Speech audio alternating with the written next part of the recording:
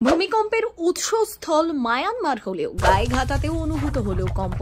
আপনারা দেখতে পাচ্ছেন রীতিমতো এই পুকুরের জল কিভাবে কিভাবে ওঠানামা করছে। এখনো পর্যন্ত যে খবর উঠে আসছে, এই ভূমিকম্পের উৎসস্থল ছিল মায়ানমার। তবে দিল্লি সহ ভারতের একাধিক স্থানের মানুষ কম্পন অনুভব করেছে। বাদ পড়েনি উত্তর 24 পরগনার গায়েঘাটাও। তেমনি এই পুকুরে স্পষ্ট বোঝা যাচ্ছে কিভাবে ভূমিকম্পের ফলে পুকুরের জল নিচের দিকে নেমে যাচ্ছে। তবে মৃদু ভূমিকম্প অনুভব করার সব থেকে ভালো উদাহরণ হয় যে কোনো জলাশয় এবং বাড়ির সিলিং ফ্যান।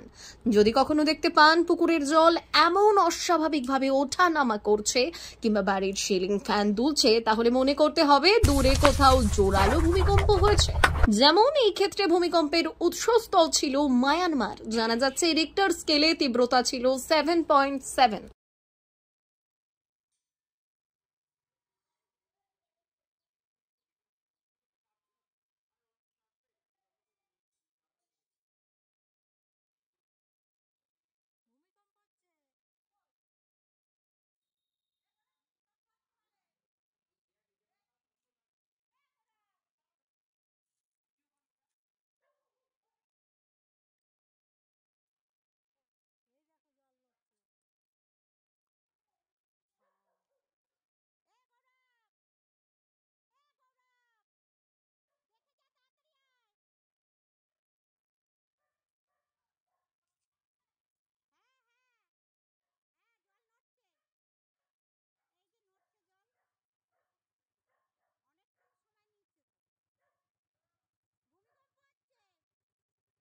ব্যুরো রিপোর্ট, ভুবন গ্রাম সংবাদ।